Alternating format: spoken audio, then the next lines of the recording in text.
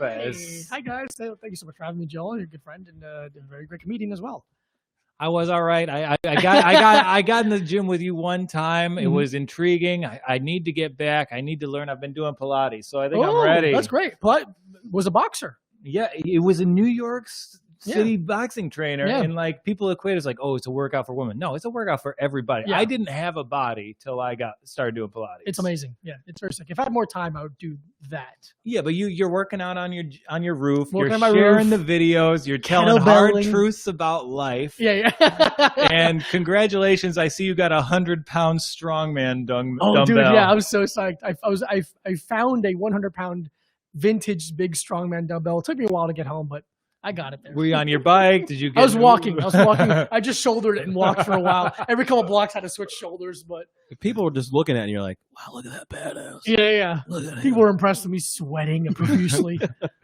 That's how new forms of exercise get developed. You might be the new Pilates. Yeah, you just carry a weight all day. You just take it around with you like a pet. It's great. Yeah. You get stronger. Yeah, it's the man's Tamagotchi. So, okay, UFC 253 is this weekend. Yeah. The main event will be at like 12:30 in the morning, I'm sure. They've been doing a good job of adjusting it a little bit. They've had a couple fight cards main card starting at 8 instead of 10, and that's been a godsend. That's been amazing because like I love being able to not watch UFC until tomorrow. It's like a fun line not to cross. And I know you're a big fan. Do you watch the pregame fights too on ESPN before the pay-per-view? Oh yeah, if I'm home, I'll watch the entire thing. Okay. Yeah, I'll watch the prelims and I'll watch the main card and I'll just piss on myself just having a good time. Yeah, you love it so much you turn into Howard Hughes. That's how it goes. My fingernails get long. So I started I worked for the Props Network and like Connor Larson, he's done a lot of great blogs. He's good friends with Donnie. So I hear a lot about him, yeah. Yeah, Donnie, when he can get a word out, it's usually about Connor. But I've been watching a lot more UFC. Yeah. I've been betting a little bit more. So if I'm watching Saturday, I know a lot of people, they want to watch Adesanya versus Costa. And a lot of people have to be interested. The dude who did that Somewhere Over the Rainbow cover is in the octagon. Like, interesting. Weird turn of events for this guy. How do you, because I wonder, because people will text me every week, ask me who I think is going to win. And then they're like, thanks, I'm going to bet on this. I'm like, oh no, I didn't suggest that. Because fighting is so difficult to bet on. I find it. I don't know if it's more or less than more difficult than like major sports like football or baseball. Have you felt, is it similar? Well, if you're wrong, you really pay the price with fighting. Okay. I feel like the lines are very steep. So like Costa, he's a plus 150 favorite, but to make Costa's the favorite? Costa's the underdog. Jesus. Adesanya, you have to bet $182 to get $100 back. So that's steep. Right. So when I bet UFC, I'm usually going parlays, sure things, or maybe like taking a flyer on like a knockout or a second round exit. That's the way to do it. Okay. Yeah, I know very little about betting. That's okay. I'm here to take your knowledge and convert it to the masses. I love the masses. Okay, so Costa, Adesanya, as is like a layman, what do I need to know about this fight? It's a simple kind of matchup between technician versus, for lack of a better word, of brute force. Given Paulo Costa does have decent striking when he's hitting mitts, like he has okay boxing and he kicks occasionally, but his goal is to back you up against the fence and just wail on you.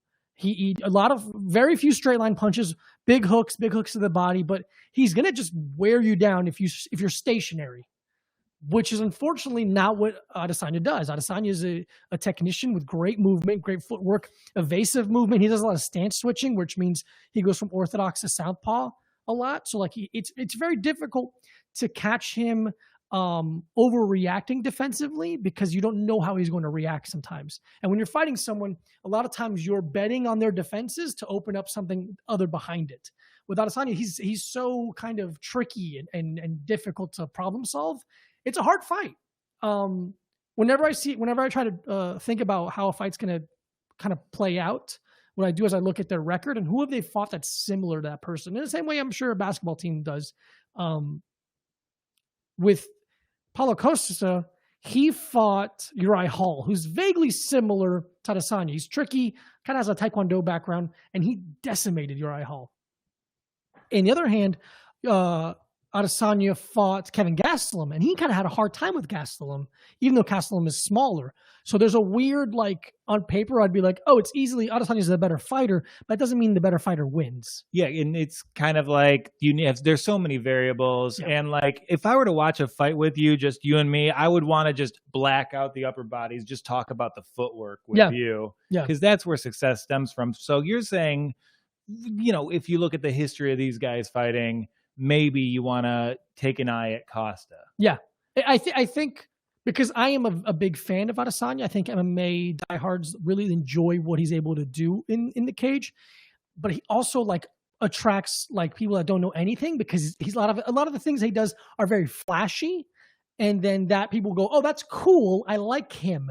But then they don't see that has a phenomenal jab. Like the simple the little things he does really, really well as well. And it's like, it's easy to get kind of starstruck with the fanciness of it.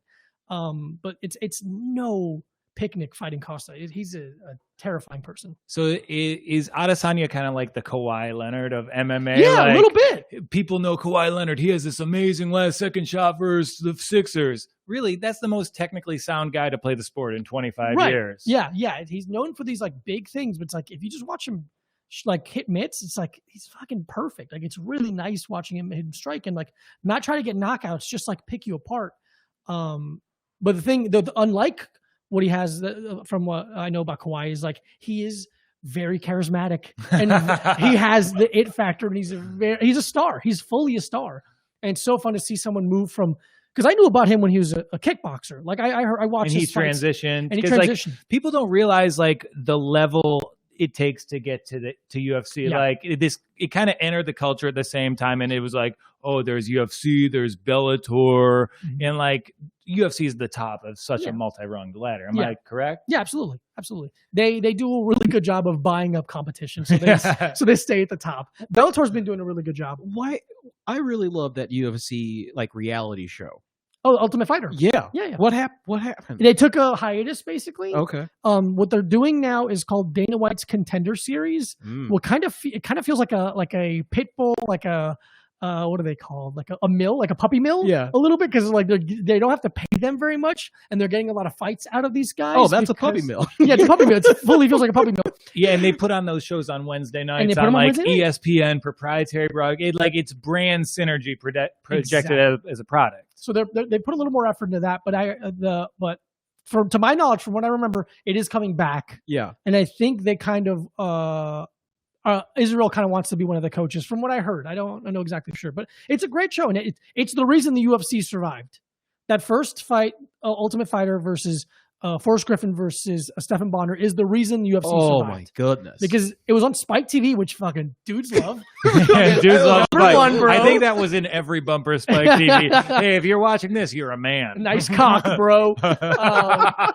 Like millions of people saw it, so like it just made people fall in love with MMA. So hopefully it is coming back, because it is very fun to see the fighters like be themselves in the house, even though they are. It is kind of like real worldy, where like specifically driven crazy for our entertainment. Oh yeah. But it's a fun show. And it does seem unfair that you want to channel your passion, something you dedicate your life to, into a reality show. Right. And I say that as someone who's auditioned for Last Comic Standing. Yeah, it's not the same. And I also I need a little tip. So I've never been in a fight. Mm-hmm. So like, what's like the first couple things I should look for? What do you mean look for? Do you want to start a fight? Do you want to avoid a fight? Do you want to win a fight that might happen unexpectedly? I think avoid and win unexpectedly. Okay. Avoid distance management. Okay. So if you feel like management, if you feel like there's someone that has a fucking attitude, or you're like, oh, this doesn't feel right. Yeah. Create distance. You want to stand outside of their punching range. Okay. And unlikely. And let me just jump in for brand synergy, just like Dana White. If there is a fighter I can forward these tips to on Saturday night, who is that? Diego Sanchez. Send it to him. So if you want to win a fight unexpectedly, right, I would say learn how to throw a heavy leg kick. Leg kick. Most people, when they're in a street fight, it's going to be overhand right. That's just what's going to happen. Right, all the time. So if you throw a leg kick, not only further away from them, it displays prowess. Hell yeah. If you leg kick someone hard, they're going to go, nah, fuck this. Right, because they're expecting a punch. Yeah. Cut to the next episode. Hey, why is Brian kicking people? I don't know. He must have watched a lot of soccer. I don't know who got in his head about that. People with a banana tree in here to beat up. A Muay Thai joke. For Bam! Kick! Okay, thank you. I needed that. Dude, I love fighting tips. It's all I think about is fighting. So you talk about Diego Sanchez, and just from a cursory following this sport for 3 months, reading about this pay-per-view, why are they letting this guy fight? I don't know, ladies and gentlemen, especially because during the last card, Dana said that he both wants to talk to Donald Cerrone about retiring and Tyron Woodley about retiring, but Diego Sanchez just keeps ruining his brain.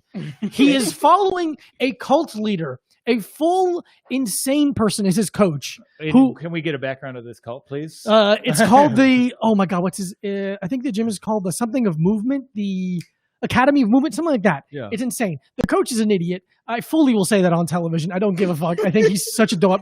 He chased around fighters with a knife in a cage. He doesn't know shit about fighting. Yeah, he's a full cult leader. I think they do weird stuff. Yeah. But Diego Sanchez, I really don't know why he's still fighting in the UFC. I would understand if they kind of let him go, but he is part of that first Ultimate Fighter house. Yeah. Which is insane. He's still fighting. I know. That was 45 years ago.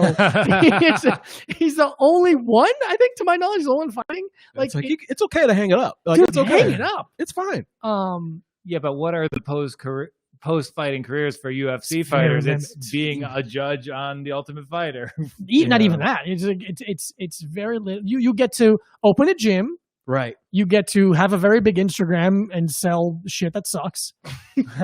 Just like weird powders and stuff. And then you get to do Tito Ortiz and then maybe run for Senate or some shit. Whatever. He's trying to be the mayor of Huntington Beach. Motherfucker can't even talk. Yeah, but that might appeal in Huntington Beach. Yeah, it's a great point. That is a town for chilling. This guy talks like me. Wrong. Okay, so we know the human rights violation on this card. We know the main event on this card. Yeah. As a coach, what excites you most on this pay-per-view? What match do you want to see? Oh, the Israel versus Paulo Costa is the fight I really want to watch. That one, to me, I really enjoy when there is basically the fear of power versus the fear of technical proficiency, because they're both trying to get away with something. And it's like, to me, what Israel has to do is have a gun pointed to his head and pick his pocket. That's what that type of fight is like. And I just find that so impressive when you can still do it. For Costa, he has to cut off the cage. He has to keep his lateral movement sharp and try and keep Israel against the cage and just hope he lands a big one, which, looking back at Israel's fight against Yoel Romero, is going to be a tough call, a tough order, because Israel has a better chin than I think people would assume someone who fights like that does. Usually very technical fighters don't have a great chin, but Israel's proven that he does. So he's well-rounded. So let's walk through a couple of the other things on the card. Dominic Reyes versus Jan Blachowicz. Yeah. None of that was right. What's the correct pronunciation? It's Jan Blachowicz, I think it is. Jan Blachowicz, and someone with the name Walkowski. I'm sorry. Can someone look up the article about Jan with a noose? He does something in the woods with a noose before his fights. I can't remember what it was. What? Okay. It's insane. Anyway, very good fight. Yeah, also, he's just a big fan of Bubba Wallace. It's the kind of thing where it's like, okay, John Jones gave up the title. It's not going to be John Jones or an interim title for the first time in 8 years, I think, was when he won it. Like, it's insane that this finally is the you looked weight at me class. To affirm that fact, like I didn't mispronounce the name. 8 years, huh? Yes, of course. But I thought Reyes beat John Jones in their first fight. Jan Blachowicz, a very good fighter, a powerful striker, not the most dynamic or athletic fighter in the world, but terrifying in his own right. His knockout of Luke Rockhold, even though I think Luke was a little over the hill, showed that he was willing to kind of stand and bang with people, which is a part of your arsenal you need to survive against top-level opponents in the UFC, because everyone hits hard. Some people just hit superhumanly hard. Yeah. And Reyes is a big favorite in this fight, but it seems like Jan is like maybe the hottest fighter in UFC. Like, he's won 4 bonuses in his last 6 fights. Is that like historically significant? It's big. I mean, winning that many bonuses at few fights, that's big. Only people like Justin Gaethje or like, what was his name back in the day? Just Joe Lozon would win a bunch of, because he just go for broke kind of a thing. But like, that's a lot of bonuses. That's amazing. Is there one award per fight per event or two? To my they changed it a while ago where it used to be like submission of the night, knockout of the night, fight of the night, and they didn't like that, so they changed it to I think performance of the night and fight of the night. And there might be two performances. I can't remember. It's so hard to keep up with them. And is it gendered? Like no, there's a women. Okay, so they're a level playing field. It's level playing field because sometimes they're like one women's fight and just like, well, one of them gets immediately bonus, which hey, I'm for it. Fuck it. But here's the pre-fight ritual. Includes touching rope from hanged man he found in forest. Yeah, that's fucking insane. Jan Blachowicz does that. You know, my first. So he took it. He took the rope off the man. I think he took the rope off the man. And took it home. I would personally contact the authorities, but different strokes for different folks. Like, this is going to motivate me at my job. What a sociopath. Yeah, we applaud Jan Blachowicz, but we kind of ruin Logan Paul's career. That's not fair. Two of the great fighters going right now. Two of the best blonde fighters I can think of. But yeah, Jan's one of those guys. It's like at any moment in the fight, no matter how it's been going, one overhand can change everything. Damn. But I really like Reyes' movement. His boxing is really good. He's a little dynamic where like at one point he might just throw a question mark kick or a spinning back fist. Like it's just enough that the person he's fighting has to stay on their toes in terms of calculating what is plausible, which is as a fighter is exhausting. Having to think of like, okay, well they might throw this one weird thing out. I have to stay a little bit conscious of that.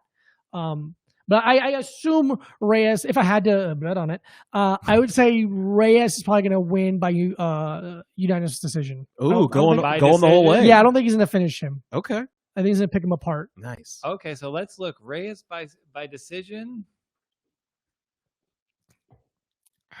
That's plus 300 odds. Not bad. Oh, all right. Oh, sorry, I messed up the page. Brian, say something cute. I got a good chin. You've never been in a fight, but I feel like I have a good chin. Oh, okay. Yeah, that's what most people say. The weird thing about fighting, like because I train a bunch of comedians, like you came, I've trained a bunch of comedians at this point. Yeah, and I've sparred a bunch of them. And what's fun is watching them realize both simultaneously that they're not unbreakable. Yeah, but they're also not made of glass. It's this weird middle ground they found, which is just reality. Yeah, it's really fun to like get to. Expose someone that's a reality. You could just in your hands they're just goo to you. Yeah, you know that's great because you as the teacher and the way it feels and how you talk is like you're a great teacher. Thank you. So to just sprinkle some of your teaching on people, it probably just goes a lot of way. Just like physically, mentally, how they carry themselves during the day. Yeah. Hopefully, that's fingers crossed the goal. Sprinkling some of your teaching on people. That's why a lot of people in my school district were arrested. So what about this? I'm not going to get this pronunciation right. I'm sorry. Hakeem Dawood versus Zubera Tukov. It's one of those fights where I'm like, I've seen a little bit of both of them. Yeah. Hakeem is like one of those guys, to what I remember, is just like game as fuck, is willing to kind of throw... eat two to take one kind of thing, which I don't love, but he also has a little bit of like striking prowess where like he looks like he plays it like it looks like I'm going to eat two to take one, but he doesn't eat two. He just kind of like is around two punches, if that makes any sense. Yeah. The other guy, I can't remember the last fight I watched him fight, but it's a thing where it's like, at this point, I've seen so many fights and so many fighters. I see someone's face and my brain goes yes or no in terms of like, do I like how they fight? Right. Or do I not like how they fight? Not do I like them as a person or their political. It's like, just do I like what they do inside the cage? And from what I remember him, I don't love it, but it's not, it's just because it's a little... and some stats on the props network say he's never had a takedown. So he's never had a takedown? Never. He's just a striker. Wow. And that Tukov, like Connor says, Tukov can wrestle and strike, and his versatility will give him the dub. Okay.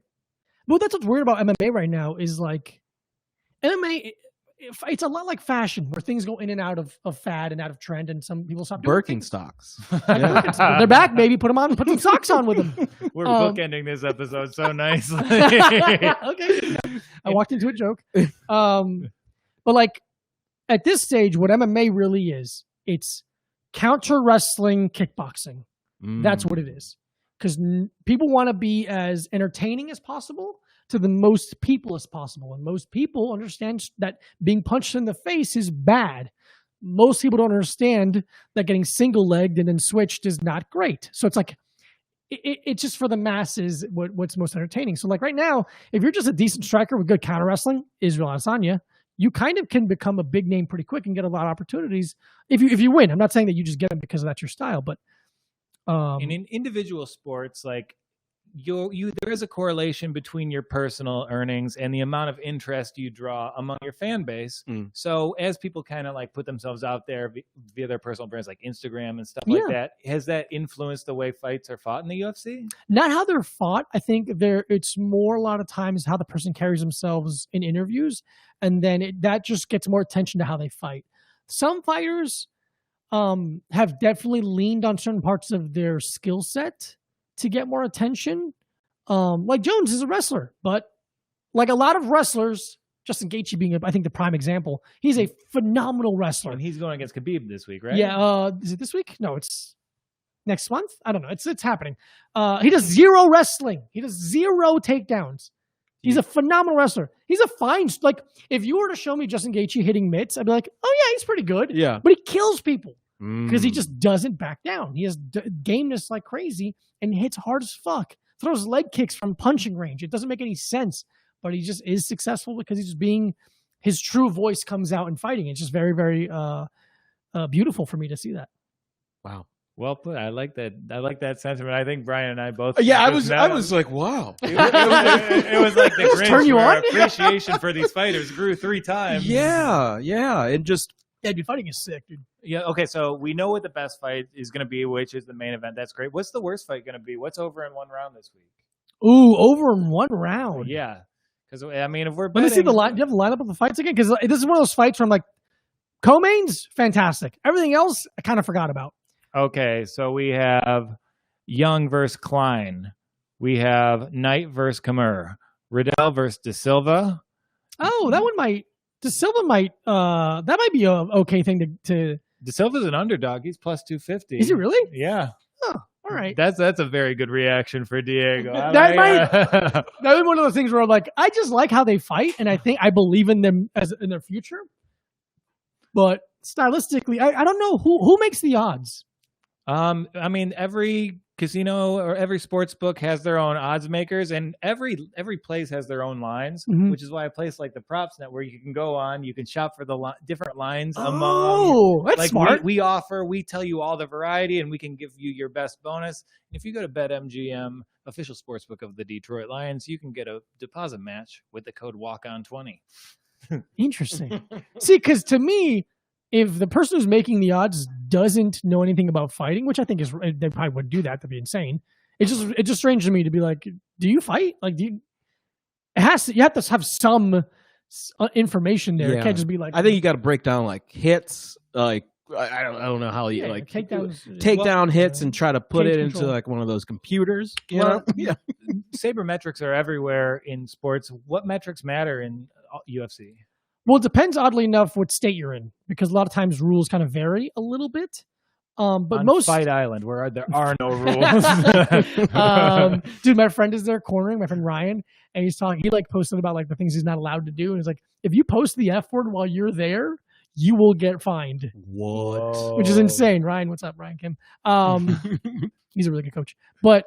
What are the other Fight Island rules? I can't remember. He posted something about like, was it nudity or something? Which is like, you can't be nude anywhere. But it's like the penalty is like really bad. Like, it's like hand. Yeah, the things you attack aren't just for fighters; they're for the local municipalities. So look out. Yeah, basically. But like in a fight, the things that matter are aggression, cage control. Depends on what else. What's the other thing that they say? Because it's not like damage, which is weird. They don't say damage because there's no way to gauge it's how very an individual takes that. Like, which here's the funny thing: if let's say a white guy is fighting a black guy, if the white guy, because he's going to show impact more, he'll get red. They'll count that. Like I've noticed that they count that a little more sometimes. And it's like just because it shows like a red welt on a white, like on a leg is like, oh, you got leg kicked. Remembering that, and they'll like make a little more note of it. Whoa! And just my experience of 12 years watching MMA and fighting MMA, and that's anything that. I'm really excited about that. Yeah, you're gonna fucking do it. It's amazing that you want to fight because we did a little episode when you weren't here with Tomas from the national karate team. Yeah. And just for shits and giggles, I was trying to start a fight between you two. Oh, interesting. And that's right. I think I got him going. So if you want to fight, unfortunately, he is a black guy. Yeah. So you want to show I have no advantage, but my chin might be better. Don't worry, it's karate. He won't find it. All right. Should we go out on that high note? Beautiful. I had a lot of fun talking UFC with you. If there's one crazy thing you think might happen this Saturday, would you share it with us now? Yeah, I think Adesanya might throw a flying knee. Okay. Ooh, I love when I see those. knee. When I see those, I'm like, this is like it lands. Yeah, Goodness because Paulo gracious. rushes in. He Yeah. wants close distance, and Israel's done it before. I've seen in kickboxing. He's thrown flying knees. He's not afraid of it. He's good at it. So it'd be a switch flying knee, not the one because Jorge did like a running. I think that this is one where Costa's going to close the distance and he's going to walk into a knee. And will you put that achievement in context for me? Like, is that common? Is that the first? Oh, it's time? very difficult to land. It's both timing of a movement towards you and timing of your progression up. It'd be like, it'd be like when someone is facing away from the hoop and they throw it over their head. And they make it. It's in that world, I think, of difficulty. Yeah. Okay, well, I'm going to look for the flying knee odds, and other than that, I'm going to be all in on Jake Matthews. I'm sorry. Dementia's a hell of a thing to combat. Anything you want to plug before you get out of here? Oh, I have a podcast with my best friend. It's called A Little Time Podcast. Check it out. Yeah, great podcast. Thanks, and Micah Brucey, even he tweeted about Bryson DeChambeau this week. So he's reaching Brooklyn vegans, golf has its crossover star. We do On the Walk On thanks to Brian Allen Mitchell. Thank you, Brian. Diego was Thank you, great. Diego. Randy was great. And then Brian, the chin line was a star-making performance. You're welcome, sir. All right, we'll be back Monday. My